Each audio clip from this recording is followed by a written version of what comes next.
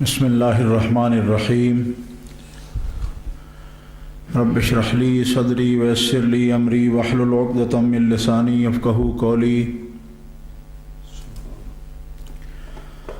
الحمد للہ الذی لا مانع لحکمہ ولا ناقض لقضائہ، والصلاة والسلام على سید انبیائہ وسند اولیائہ واحبابہ المعارضین لأعدائہ، اما بعد فاعوذ باللہ من الشیطان الرجیم، بسم اللہ الرحمن الرحیم۔ قد جاءکم من اللہ نور وکتاب مبین، یہدی بہ اللہ من اتبع رضوانہ سبل السلام، ویخرجہم من الظلمات الی النور، ویہدیہم الی صراط مستقیم۔ صدق اللہ العظیم۔ ان اللہ وملائکتہ یصلون علی النبی، یا ایہا الذین آمنوا صلوا علیہ وسلموا تسلیما۔ الصلاۃ والسلام علیک یا رسول اللہ وعلی آلک واصحابک یا حبیب اللہ۔ الصلاۃ والسلام علیک یا رحمۃ للعالمین وعلی آلک واصحابک یا خاتم النبیین۔ الصلاۃ والسلام علیک یا رسول رب العالمین وعلی آلک واصحابک یا شفیع المذنبین۔ مولاي صل وسلم دائما ابدا على حبيبك خير الخلق كلهم محمد سيد الكونين والثقلين والفريقين من عرب ومن عجم، منزه عن شريك في محاسنه فجوهر الحسن فيه غير منقسم۔ رب صل وسلم دائما ابدا على حبيبك خير الخلق كلهم۔ اللہ تبارک و تعالی جل جلالہ وعم نوالہ وعظم شانہ کی حمد و ثنا حضور رحمت عالم نور مجسم شفیع معظم قائد المرسلین سید النبیین جناب محمد مصطفیٰ احمد مجتبیٰ صلی اللہ علیہ وآلہ واصحابہ وبارک وسلم کی بارگاہ اقدس و انور میں ہدیہ صلاۃ والسلام عرض کرنے کے بعد، معزز و محترم حاضرین، اہل اسلام، اہل سنت و جماعت، قرآن مجید فرقان حمید سے کچھ حصہ میں نے آپ حضرات کے سامنے تلاوت کرنے کا شرف حاصل کیا ہے، جس میں اللہ رب العزت جل وعلا نے رسول اللہ صلی اللہ تعالیٰ علیہ وسلم کی بعثت کا اور آپ کی تشریف آوری کا مقصد بیان فرمایا ہے۔ سبحان اللہ۔ رسول اللہ صلی اللہ تعالیٰ علیہ وسلم خاتم النبیین ہیں اور اللہ کی مخلوق کی طرف اللہ تعالیٰ کے آخری رسول ہیں، جن پر اللہ رب العزت نے وحی کا سلسلہ اور شریعت کا سلسلہ مکمل فرما دیا کہ آپ کے بعد اس روئے زمین کی طرف کوئی وحی جس کا تعلق مخلوق کی ہدایت کے ساتھ ہے، رسول اللہ صلی اللہ تعالیٰ علیہ وسلم پر وحی کے اکمال اور اتمام کے بعد اب روئے زمین پر ایسی کوئی ہستی موجود نہیں ہے کہ جس کے ساتھ اللہ تبارک و تعالیٰ وحی کا سلسلہ قائم رکھے اور جسے اللہ تعالیٰ اپنی وحی سے سرفراز فرمائے۔ سبحان اللہ۔ نبی اور رسول وہی ہوتے ہیں جن کو اللہ تبارک و تعالیٰ وحی سے سرفراز فرماتا ہے۔ رسول وہ ہوتے ہیں کہ جن کی وحی کامل ہوتی ہے اور ان کو اللہ رب العزت جل وعلا مستقل شریعت اور کتاب کا مالک بناتے ہیں۔ سبحان اللہ۔ ہمارے آقا و مولا جناب محمد رسول اللہ صلی اللہ علیہ وسلم کا انبیاء کرام میں رسل اعظام میں یہ امتیاز ہے کہ قیامت تک بنی نوع انسان کے لیے ہدایت کامل دین اسلام، جسے اللہ تعالیٰ نے اپنے آخری رسول کی امت کے لیے پسند فرما لیا اور منتخب فرما لیا، وہ آخری دین جو کہ ادیان سابقہ کا ناسخ ہے اور ادیان سابقہ کا جامع بھی ہے، جس میں اللہ رب العزت جل وعلا نے تمام انبیاء کرام کے ادیان کی جو کامل ہدایات ہیں ان کو رسول اللہ صلی اللہ علیہ وسلم کے دین میں جمع فرما دیا ہے، اور وہ دین کامل دین اسلام کی صورت میں اللہ تعالیٰ نے ہمارے آخری نبی اور ہمارے آقا و مولا جناب محمد رسول اللہ کو عطا فرما دیا ہے۔ سبحان اللہ سبحان اللہ۔ اللہ رب العزت جل وعلا نے تمام انبیاء کو وحی عطا فرمائی، وحی سے سرفراز فرمایا، اور آپ اندازہ فرمائیں کہ وحی ایک تو تعلق اس کا مخلوق کے ساتھ ہے کہ جہاں تک بندے کے حواس انسانی، حواس خمسہ، ان کی جہاں تک رسائی ہے، وحی کا تعلق اس سے کچھ ورا ہے کہ محسوسات کا علم جو ہے وہ ہر انسان حاصل کر سکتا ہے اپنے حواس خمسہ کے ساتھ، لیکن وحی کے علوم حواس خمسہ سے ورا ہیں۔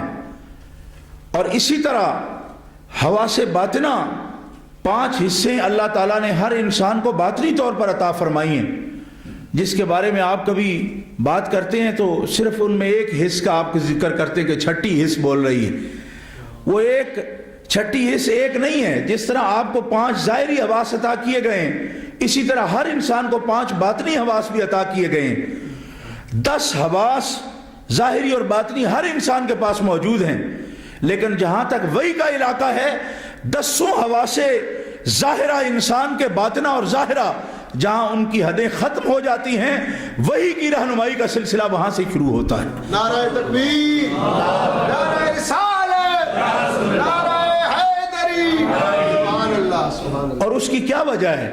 اس کی وجہ یہ ہے کہ ایک بندہ جو ہے اگر اس کا علم محسوسات تک ہی محدود ہو، جس چیز کو وہ محسوس کر سکتا ہے، آنکھوں سے دیکھ سکتا ہے، کانوں سے سن سکتا ہے، منہ سے چکھ سکتا ہے، ناک سے سونگھ سکتا ہے، جسم سے حصے لمس کے ساتھ وہ اس کا ادراک کر سکتا ہے، جیسے کوئی چیز ٹکراتی ہے جسم سے تو اس کو حصے لمس کہتے ہیں۔ اب آپ اندازہ فرمائیں کہ بندے کے ذمے جو کام اللہ تعالیٰ نے لگایا ہے وہ حواس خمسہ اس تک کیسے پہنچے کہ بندے کا کام ہے اللہ تعالیٰ کی معرفت حاصل کرنا، اور اللہ رب العزت جل وعلا کوئی سونگھنے والی چیز تھوڑی ہے، دیکھنے والی چیز تھوڑی ہے، کانوں سے سننے والی چیز کو خدا نغمہ تو نہیں ہے کہ کان میں سنائی دے گا۔ اللہ رب العزت جل وعلا لمس کے ساتھ بھی کوئی انسان کے جسم سے ٹکرانے والا بھی نہیں ہے، تو پھر حواس خمسہ اسے کیسے پہچانیں گے؟ فرمایا حواس خمسہ خدا تعالیٰ تک رسائی نہیں کر سکتے، مظاہر فطرت کا مشاہدہ کرنے کے باوجود اللہ کی معرفت سے عاری ہیں کہ اللہ تبارک تعالیٰ کی معرفت حاصل کر سکیں۔ اسی طرح انسان کا وہم ہے، وجدان ہے، باطنی صلاحیتیں انسان کی، وہ بھی اللہ رب العزت جل وعلا کسی وہم میں آنے والا نہیں، اور کسی وجدان کی حدود کے اندر اللہ رب العزت جل وعلا نہیں ہے کہ وجدان اس تک پہنچ جائے اور اس کو پہچان لے یا اس تک رسائی حاصل کر لے۔ تو پھر کون سا علاقہ ہے کہ جس سے اللہ رب العزت جل وعلا کی معرفت حاصل ہوتی ہے؟ تو مختصراً یہی عرض کرتا ہوں کہ یہ 10 حواس اپنی طاقت کے ساتھ جو بندے کو اللہ تعالیٰ نے عطا فرمائے ہیں، اس طاقت کے ساتھ اللہ تعالیٰ تک نہیں پہنچ سکتے۔ اللہ تبارک و تعالیٰ کا بندے کی طرف جو پیغام ہے یقینی اور قطعی کہ یہ اللہ سے رابطے کی ہماری شکل ہے، اس کا نام وحی ہے، جو 10 ادراکات سے ورا ہے، اور ہر بندہ وحی سے سرفراز نہیں ہو سکتا۔ کیوں؟ اس کو سرفراز ہونا تھا انہی 10 چیزوں سے جو ہر بندے کو اللہ تعالیٰ نے عطا فرمائی۔ اگر آپ کو اپنے ان حواس کا، یہ جو ظاہری حواس ہیں، ان کا ہر بندے کو ادراک ہے کہ 5 ہیں میرے پاس، میں سونگھتا ہوں، دیکھتا ہوں، سنتا ہوں، ذائقہ حاصل کرتا ہوں، یہ 5 ظاہری جو ہیں، لیکن 5 باطنی جو ہیں ان کی صلاحیت کا ہر بندے کو اعتراف، اس کے ہر بندے میں موجود ہیں وہ 5، لیکن ان کا ادراک ہر بندے کو نہیں ہے۔ کیوں کہ اپنی روحانیت کی طرف کوئی بندہ متوجہ ہوتا نہیں، جب متوجہ نہیں ہوتا تو ان 5 صلاحیتوں سے باوجود موجود ہونے کے بندہ اس کا ادراک نہیں کر سکتا۔ کبھی کبھی کوئی بات خواب کے ذریعے یا کبھی کوئی بات جو آنے والا واقعہ واقعہ ہو وہ اس پر منکشف ہو جاتا ہے. چاکتی آنکھوں سے بھی آدمی ایسا منظر دیکھ لیتا ہے کہ کبھی بعد میں 5 سال کے بعد 10 سال کے بعد وہ واقعہ اس کے سامنے آتا ہے, کہتے کچھ اس قسم کی بات مجھے معلوم تو ہوئی تھی. یہ ہے انسان کی باطنی صلاحیت. لیکن یاد رکھیے اس سے بڑا سلسلہ وحی ربانی کا ہے. 10 صلاحیتیں ہونے کے باوجود وحی کو عام آدمی نہیں اٹھا سکتا. جو وحی کو اٹھاتا ہے رب تبارک و تعالی اس کے سر پر نبوت کا تاج پہناتا ہے اور اس کو نبی و رسول قرار دیتا ہے. اس کی طرف قطعی اور یقینی سلسلہ ہے وحی کا جو اللہ تبارک و تعالی کی طرف سے اسے دیا جاتا ہے. اور کوئی بھی نبی ایسا نہیں ہوا جس کو اللہ تعالیٰ نے وحی نہ عطا فرمائی ہو. گویا آپ یوں کہہ سکتے ہیں کہ جس کو بھی اللہ نے وحی عطا فرمائی وہ نبی ہوتا ہے. البتہ یہ فرق رہے کہ وحی سے مراد وحی شرعی ہوتی ہے. وحی فطری اللہ تعالیٰ ہر چیز کو فرماتے ہیں, زمین کو بھی, آسمانوں کو بھی, ہواؤں کو, فضاؤں کو, پرندوں کو اور نباتات کو, جماد حتیٰ کہ پتھروں تک کو بھی. وحی فطری جو ہے وہ اللہ تعالیٰ نے عطا فرمائی ہے, وہ ہماری بات سے خارج ہے. یعنی اس سے بعض ایسی غیر انبیاء بھی بندوں میں بھی ایسی ذوات ہوئی ہیں کہ جن کی طرف وحی فرمائی گئی لیکن وہ وحی شرعی نہیں ہے. اور اس کا مطلب ہے کسی بندے کے دل میں کوئی بات ڈال دینا, جیسے کہ حضرت سیدہ مریم سے بڑا طویل کلام ہوا, قرآن مقدس میں پوری صورت ہے موجود ہے, لیکن اس کو وحی شرعی نہیں کہا جا سکتا کیونکہ اللہ رب العزت جل وعلا نے جن کے ذمے اپنی توحید کی تبلیغ جن کے ذمے لگائی ہے وہ صرف مرد ہیں. اللہ رب العزت نے عورتوں کو نبوت سے سرفراز نہیں فرمایا کیونکہ عورت جو ہے اسلام میں, شریعت میں تبلیغ کا کام اس کے ذمہ اس لیے نہیں کہ تبلیغ کے کام کے لیے اسے کھلے مردوں کے سامنے اور کھلے معاشرے میں پیش ہونا ہوگا اور تبلیغ کرنی ہوگی, پھر اس کی ایک ایک ادا سے لوگ واقف ہوں گے کیونکہ نبی کی تو وہ پیروی کریں گے, اتباع کریں گے. اور عورت تو چھپی ہوئی چیز ہے. اللہ رب العزت اس کو یہ نہ وہی سے اس سے نبوت سے سرفراز کیا اور نہ ہی تبلیغ اس کے ذمہ لگائی کہ تم جا کر لوگوں کے سامنے اپنی سنتیں پھیلاؤ یا اپنا طریقہ بتاؤ. عورت چھپی ہوئی چیز ہے. رب جل وعلا نے مردوں کو انبیاء اور رسول کا منصب عطا فرمایا تاکہ وہ لوگوں کے سامنے کھلے بندوں اللہ کی تبلیغ پیش کریں, دین کی دعوت پیش کریں. وہی بھی انہی کے طرف آئی اور رب نے پوری مخلوق میں ہدایت اور تبلیغ کا کام بھی مردوں کے ذمہ لگایا ہے. گرامی قدر حضرات, آپ اندازہ فرمائیں کہ عورتوں اور مردوں میں اللہ رب العزت کے ہاں اور امتیاز نہیں ہے. تقوی کی بنیاد پر اللہ تعالیٰ نے بعض عورتوں کو مردوں سے بھی زیادہ مقام عطا فرمایا. یعنی قرآن نے یہ کہا ہے لیس الذکر کالانثی وانی سمیتها مریم وانی اعیذها بک وذریتها من الشیطان الرجیم.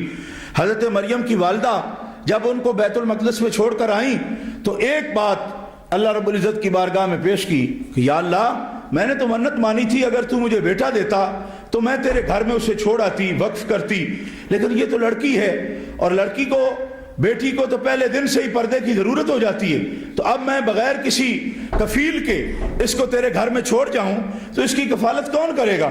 عورت ہونے کی وجہ سے, لڑکی ہونے کی وجہ سے میں اپنا وعدہ پورا کرتی ہوں. جو منت میں نے مانی تھی کہ میں وہ منت پوری کرتی ہوں, مگر مجھے فکر ہے کہ یہ اس منت کے پر پورا کیسے اترے گی.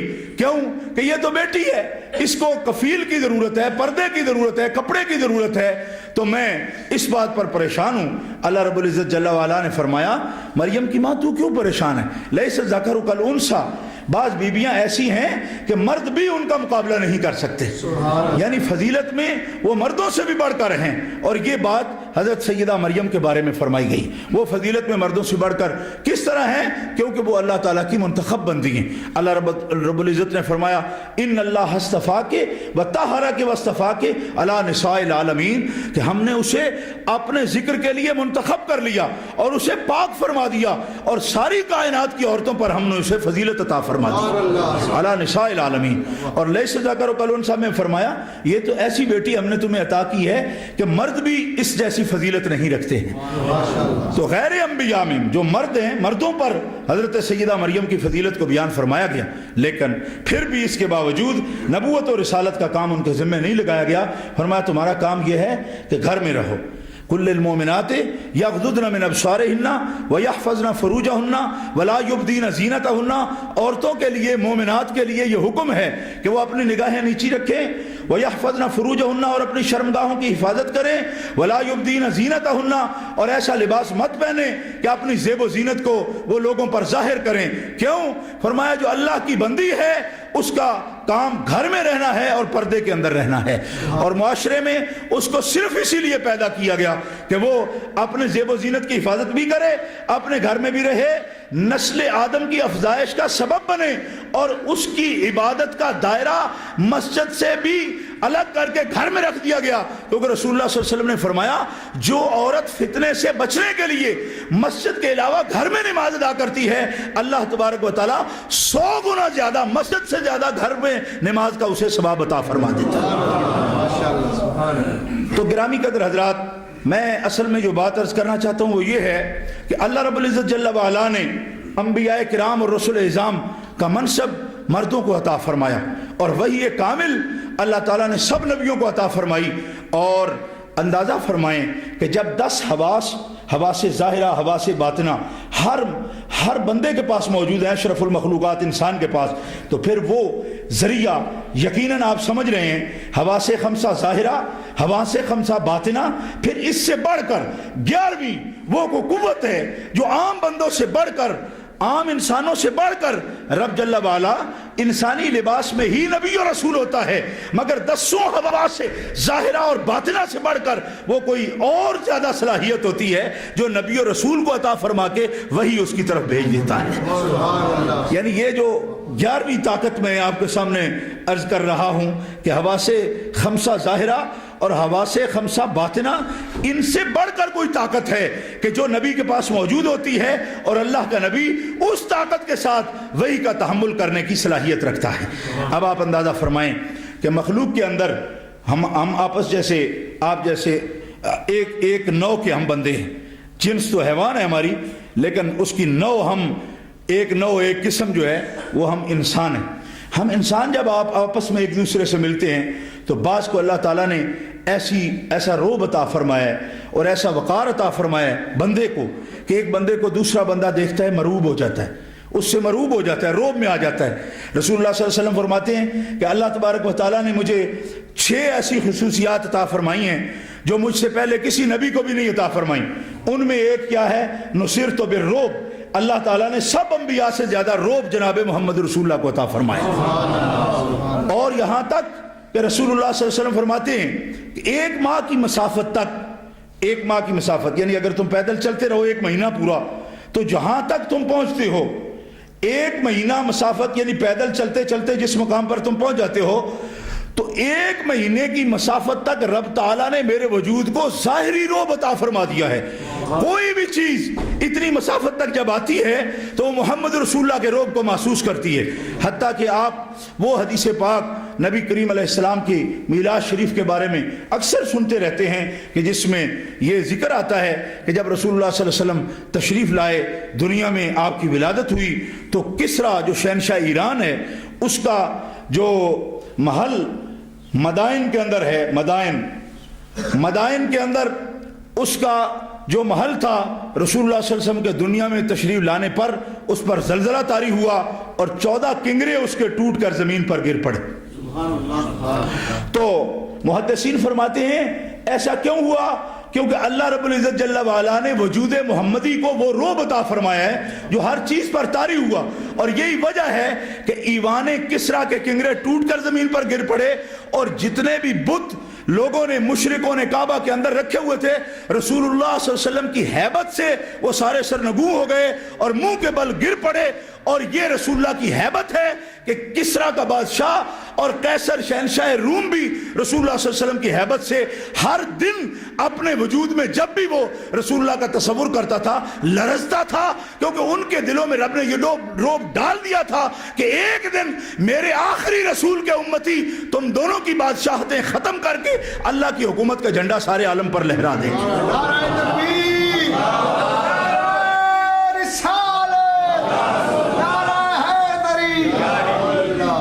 گرامی قدر حضرات, وہ وحی کا امتیاز ہے جو انبیاء کرام کو اور رسول اعظام کو حاصل ہوتا ہے, اور اس امتیاز سے کسی وقت بھی کوئی مسلمان جو رسول اللہ صلی اللہ علیہ وسلم کا غلام ہے, ہر مسلمان, ہر امتی ہر وقت دل میں اس تصور کو ہر وقت ذہن میں رکھے کہ ہمارا اور انبیاء کا یہ امتیاز ہے کہ ہم تو مخلوق میں انسان کے روپ میں بھی آ جاتا ہے.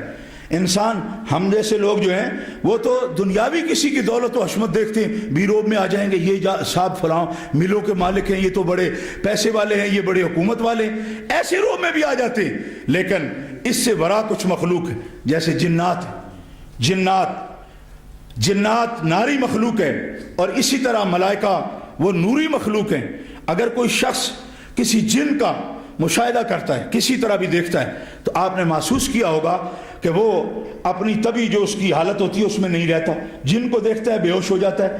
کتنے لوگ ہیں کہ اگر جنات کی پرچھائیں بھی دیکھ لیتے ہیں, یعنی جو چیز محسوسات سے کچھ باہر ہے, حالانکہ وہ خدا کی مخلوق ہے. جس طرح ہم انسان ہیں اس طرح وہ بھی, جنات بھی خدا کی مخلوق ہے. لیکن اگر آپ جن کو دیکھتے ہیں تو آپ اپنے میں قائم نہیں رہتے, بیمار ہو جاتے ہیں, آپ کے ذہن پر اس کا اثر ہو جاتا ہے, عقل خبت ہو جاتا ہے. اور اسی طرح اگر ملائکہ کو کوئی دیکھ لے تو ملائکہ کون دیکھ سکتا ہے؟ یعنی آج تک ہم نے ایسا بندہ نہیں دیکھا جو کسی فرشتے کو دیکھے اور اس کے بعد وہ قائم رہے. فرشتے کو دیکھنے کا ایک ہی موقع ہوتا ہے جب کسی کی موت آتی ہے, وہ حضرت اسرائیل کو دیکھتا ہے, اور جو ہی دیکھتا ہے تو وہ اس کی روح قبض ہو جاتی. یعنی اسرائیل علیہ السلام کو جب کوئی دیکھتا ہے تو وہ چلا جاتا ہے. ہم پوچھتے ہیں کیا چیز ہے کہ جنات مخلوق ہیں خدا کی, تو ہم میں 10 حواس کے ہوتے ہوئے یہ طاقت نہیں ہے کہ ہم جنات کی مخلوق کا مشاہدہ کر سکیں, اور 10 حواس کے ہوتے ہوئے ہم میں یہ طاقت نہیں ہے کہ ہم اللہ کے ملائکہ کو نوری مخلوق کا مشاہدہ کر سکیں. لیکن انبیاء کرام میں اس سے بڑھ کر طاقت ہوتی ہے کہ حضرت موسیٰ کلیم اللہ کی تجلیات کا مشاہدہ کرتے ہیں. حضرت ابراہیم خلیل اللہ نوری ابراہیم ملکوت السماوات والارض, زمین و آسمان کے تمام عالموں کا مشاہدہ فرماتے ہیں. اور رسول اللہ کے لیے کہا گیا ما زاغ البصر وما طغى, ارے جنات کو بھی نہ دیکھ سکنے والوں اور ملائکہ کا مشاہدہ بھی نہ کر سکنے والوں, تمہیں میں تمہارے لباس میں وہ ذات قدسی موجود ہے جس نے فرشتوں کے ساتھ معانقے بھی کیے ہیں, جنوں کو جس نے قید کر لیا ہے, مسخر اور تابع کر لیا ہے. یہی نہیں بلکہ عین ذات باری تعالیٰ کا اپنے سر کی آنکھوں سے مشاہدہ فرما لیا. نعرہ تکبیر, نعرہ رسالت, شان مصطفیٰ حضرت علامہ پیر سید محمد عرفان شاہ صاحب مشہدی. سبحان اللہ. گرامی قدر حضرات, اس بات پر ضرور غور ہونا چاہیے کہ انبیاء کرام رسول اعظام ان کی زندگی اور ان کی دعوت کی ابتدا ہی وہاں سے ہوتی ہے جہاں ہر انسان کے حواس 10 حواس کی حدیں ختم ہو جاتی ہیں. نبی پہلے دن ہی اس منزل پر سرفراز ہوتا ہے, اور کسی جن اور کسی فرشتہ کے روب میں آنا یہ تو دور کی بات ہے. اللہ کے نبی میں یہ صلاحیت بھی ہوتی ہے کہ نبی صفات باری تعالیٰ کا مشاہدہ کرتا ہے, اور نبیوں کا جو نبی ہے جو سید الانبیاء ہے وہ نہ صرف ذات باری تعالیٰ کا مشاہدہ کرتا ہے بلکہ سر کی آنکھوں سے ذات باری تعالیٰ کا بھی مشاہدہ فرماتا ہے. ان کے یہ امتیازات ہیں حضرات گرامی. اور وہی کتنی بڑی ایک ایسی قطعی اور یقینی خبر ہے, قطعی اور یقینی. اس بات پر آپ غور فرمائیں کہ اولیاء کاملین کو بھی الہام ہوتا ہے, اور الہام بھی وہی کی ایک قسم ہوتا ہے. لیکن آپ الہام وہ القاء فی القلب ہے کہ جو قلب کی صفائی کے ساتھ اہل اللہ کو, اللہ کے نیک بندوں کو وہ مقام حاصل ہوتا ہے کہ اللہ تبارک و تعالی اپنی حکمت سے ان کو بھی حصہ عطا فرماتا ہے. من یؤت الحکمت فقد اوتی خیرا کثیرا, خیر کثیر کے عطا کی یہ صورت ہے کہ اللہ تعالیٰ اپنے دوستوں کو, اپنے ان بندوں کو جو اپنی زندگی کو خدا کے احکام کے تابع کر دیتے ہیں اور اپنے رب جل وعلا کو راضی فرما لیتے ہیں, ان لوگوں کو بھی اللہ تعالیٰ وہی کی شکل بصورت الہام عطا فرماتا ہے. لیکن وہ ان کے حق میں قطعی اور یقینی ہوتی ہے, مخلوق کے حق میں, دوسرے لوگوں کے حق میں وہ قطعی اور یقینی چیز نہیں ہوتی. کیوں؟ اس لیے کہ اولیاء میں اور انبیاء میں یہ فرق ہے کہ اولیاء کرام اگرچہ اس حکمت سے حصہ ان کو دیا جاتا ہے مگر اس کا تعلق مخلوق کی نسبت نہیں ہوتا, ان کے اپنی ذاتی قلب کے ساتھ اس کا تعلق ہوتا ہے. اور انبیاء کرام کی یہ حالت ہے کہ اگر وہ جاگتے ہوں, بیدار ہوں, بیداری کے عالم میں وہی سے سرفراز فرمائے جائیں تب بھی ان کی بات قطعی ہوتی ہے. اور انبیاء کرام اگر نیند فرما رہے ہوں، سو رہے ہوں، بظاہر نیند تو ایک غفلت کی صورت ہے، لیکن فرمایا انبیاء کرام پر جب ان پر پہلی وحی نازل ہوتی ہے اس کے بعد ان کی زندگی کا کوئی بھی لمحہ غفلت یا ساو کے زمرے میں نہیں آتا، ہر آن خدا کے ساتھ ان کا تعلق برقرار رہتا ہے۔ کیوں کہ جاگتے اگر ان پر وحی آ جائے تو وہ بھی وحی کہلاتی ہے، اگر سوتے ہوئے ان پر وحی آ جائے تو وہ بھی امت کے حق میں وحی ہی کہلاتی ہے۔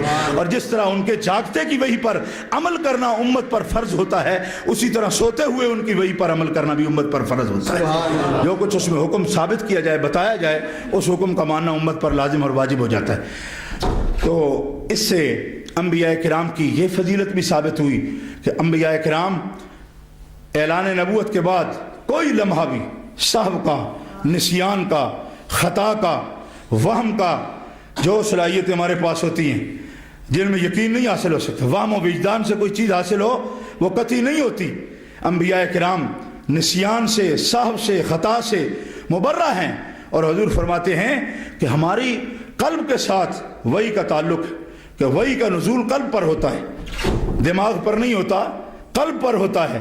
اور فرماتے ہیں ہمارے قلب کی یہ صورت ہے کہ جب سے ہم پہ وحی کا نزول شروع ہوا، تنام عینایا ولا ینام قلبی، اس دن سے قلب اس صورت میں موجود ہے، زندہ، کہ ہماری آنکھیں سو بھی جائیں تو دل نہیں سوتا، دل جاگتا رہتا ہے۔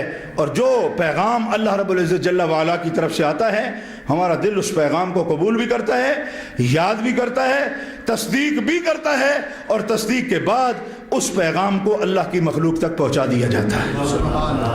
گرامی قدر حضرات،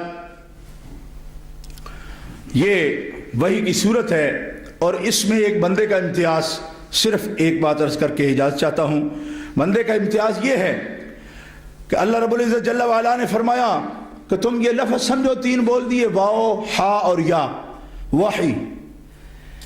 تو وحی عام کھلا پیغام نہیں ہے، یہ خفیہ پیغام ہے۔ وحی کے معنی میں یہ بات داخل ہے، اندرونی روشنی کا نام وحی ہے، خفیہ پیغام ہے۔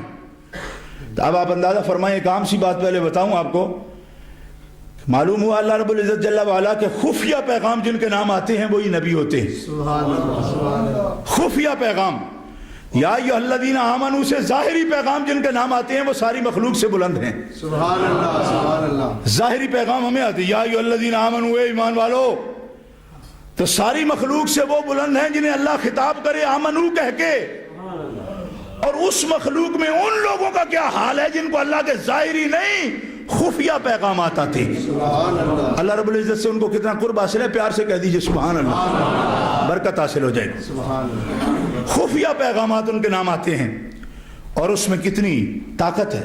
میں آپ کے سامنے وہ بات پہلے بیان کر چکا ہوں کہ مخلوق اسی امر پر اگر غور کرے کہ ہمیں تو یہ صلاحیت نہیں کہ ہم کسی ملک سے ملاقات کر سکیں، فرشتے سے ملاقات کر سکیں، اور جنات سے ملاقات کر سکیں۔ اللہ تبارک و تعالیٰ کی وحی کلام جن لوگوں کو سرفراز کیا جاتا ہے، کتنی طاقت ہے ان میں، کتنی صلاحیت ہے، اللہ نے ان کو کتنی روحانیت عطا فرمائی اور کتنی قوت ان کو عطا فرمائی ہے۔ اللہ رب العزت جل وعلا فرماتا ہے، لو انزلنا هذا القرآن على جبل لرأيته خاشعا متصدعا من خشية اللہ، کہ اے مخاطب، اگر ہم اس قرآن کو پہاڑوں پر نازل کرتے تو تو دیکھتا کہ خوف و خشیت الہیہ سے پہاڑ پھٹ کر ریزہ ریزہ ہو جاتے، ٹوٹ جاتے۔ پہلے اس بات پر غور کریں کہ اس قرآن میں کیا چیز ہے، اور قرآن اگر پہاڑوں پر نازل ہو تو پہاڑ پھٹ کے ریزہ ریزہ ہو جائیں، کیا چیز ہے قرآن میں؟ یہ قرآن کا دعویٰ ہے، یہ حکم ہے قرآن کا۔ کیا چیز ہے کہ جو ان کو پھاڑ دے، پہاڑوں کو ریزہ ریزہ کر دے؟ اور یہی قرآن آپ کے پاس موجود ہے، قراء پڑھتے ہیں، ابھی قاری صاحب نے پڑھا ہے کتنے پیارے انداز میں آپ کے سامنے، ابھی کوئی پھٹنے والی چیز تو نہیں ہے، سنتے ہیں آپ بھی۔ لیکن اللہ تعالیٰ فرماتا ہے جب ایمان والے اس کو سنے نا تو ان کی حالت یہ ہوتی ہے، اذا تلیت علیہم آیاتہ زادتہم ایمانا، کہ جب وہ قرآن پاک کو دل کے کانوں سے سنے نا تو قرآن سننے سے رب جل وعلا ان کے ایمان کو اور زیادہ قوی فرما دیتا ہے، مضبوط فرما دیتا ہے۔ بلکہ لفظی ترجمہ تو امام شافعی کے مسلک پر زیادہ تم ایمان ہو ان کا ایمان زیادہ ہو جاتا ہے. تو میں تو اپنے اساتذہ اکابر کی اقوال کی روشنی میں یہ کہہ رہا ہوں ایمان قوی ہو جاتا ہے, کیونکہ ایمان گھٹتا بڑھتا ہے تو قوت کے اعتبار سے, یہ تو نہیں کہ ایمان کا وزن بڑھ جاتا ہے. وہ پہلے کلو کا تھا اب 1.5 کلو کا ہو گیا. قوت ہے نا, علم الیقین, عین الیقین, حق الیقین. ایمان بڑھے تو اس طرح بڑھتا ہے, پہلے علم الیقین ہے, پھر عین الیقین ہے, پھر حق الیقین ہے. ایمان کے مراتب یہ نہیں ہوتے کہ ایمان پہلے 2-4 کلو کا ہوتا ہے پھر 10 کلو کا ہو جاتا ہے. ایمان کے مراتب یہ ہیں کہ ایمان اپنے درجات یقین کے اعتبار سے بندے کا ایمان بڑھتا جاتا ہے. بظاہر یہ نظر نہیں آئے گا آپ کو کہ جس کا ایمان بڑا ہوا ہے اس کا کوئی وزن زیادہ ہو رہا ہے, نہیں. بظاہر وزن بہت کم ہوتا ہے ان کا, لیکن ایمان کا وزن زیادہ ہوتا ہے. آپ کو یہ بات میں کسی طرح بھی نہیں سمجھا سکتا. آپ اس بات کو سمجھیں گے کہ ایمان یعنی ایمان ایسی چیز نہیں ہے کہ وہ اپنے وزن کے اعتبار سے ویسے بڑھ جائے. ایمان کا وزن بھی یقین ہے. جس کو زیادہ تم ایمان کہا گیا وہ بھی ایک یقین کی صورت ہے. اور اس کو سمجھانے کے لیے صرف ایک جملہ عرض کرتا ہوں. رسول اللہ صلی اللہ تعالیٰ علیہ وسلم نے فرمایا کہ تمہارے نفس ایمان میں ہر مومن نفس ایمان میں برابر ہے. ہر مومن کا ایمان نفس ایمان میں ہر مومن برابر ہے, لیکن یقین کے اس کے اپنے اپنے درجات ہیں. اور یہاں پر رسول اللہ نے رک کر فرمایا میرے صحابہ, میرے ابو بکر کا ایمان اتنا قوی ہے کہ اگر پوری کائنات کے ایمان کے ساتھ وزن کیا جائے تو ابو بکر کا ایمان ساری کائنات کے ایمان سے وزنی ہو جائے گا. سبحان اللہ, پیار سے کہہ دیں سبحان اللہ. صحیح حدیث میں یہ بات موجود ہے کہ ابو بکر صدیق کا ایمان پوری کائنات کے ایمان سے وزنی ہے. اگر اس کا وزن کیا جائے ساری کائنات کے ایمان کے ساتھ. اور پھر لطف کی بات یہ ہے کہ حضور علیہ السلام نے یہ بھی فرما دیا کہ ابو بکر کو تم پر جو یہ فضیلت حاصل ہے تو صرف اس وجہ سے نہیں کہ وہ صدقات کرتا ہے, اور اس وجہ سے نہیں کہ وہ طاعات کرتا ہے یعنی نمازیں پڑھتا ہے, روزے رکھتا ہے, حج کرتا ہے. اس وجہ سے ابو بکر کو تم پر فضیلت حاصل نہیں ہے, بلکہ اشارہ کر کے فرمایا اس کے دل میں اللہ اور اللہ کے رسول کی جو محبت ہے اس محبت کی وجہ سے وہ ساری کائنات سے بدلی ہو گیا ہے, محبت میں بڑا ہوا ہے.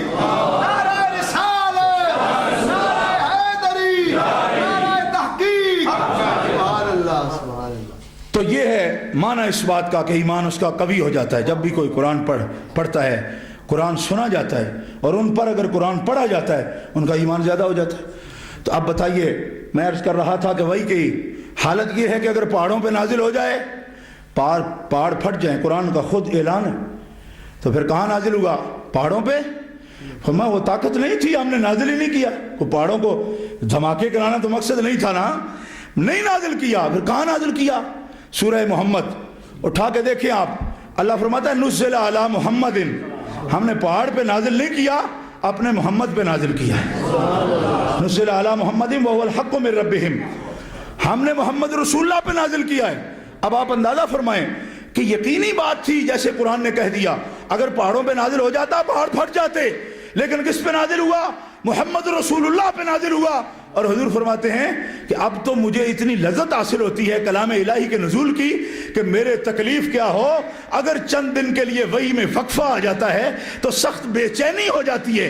معلوم یہ ہوا کہ محمد رسول اللہ کی طبیعت وحی کے ساتھ اتنی موافقت کرتی ہے کہ وحی نہ آئے تو بے چینی محسوس کرتے ہیں, اور پہاڑ بڑی قوت والے ہیں, وہاں اگر وحی نازل ہوتی ہے تو پہاڑ پھٹ جاتے ہیں. معلوم ہوا وہ انسانوں میں ایک انسان ہیں, لیکن اگر ان کی قوت کے ساتھ پوری کائنات کی قوتوں کا اگر موازنہ کیا جائے تو ساری کائنات جس دعوت و وحی کو نہیں اٹھا سکتی, محمد رسول اللہ کا دل بآسانی اسے اٹھا لیتا ہے. اتنی قوت اور اتنا جلال ان کو حاصل ہے.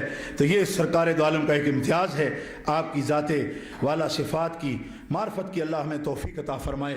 وآخر دعوانا الحمدللہ رب العالمین.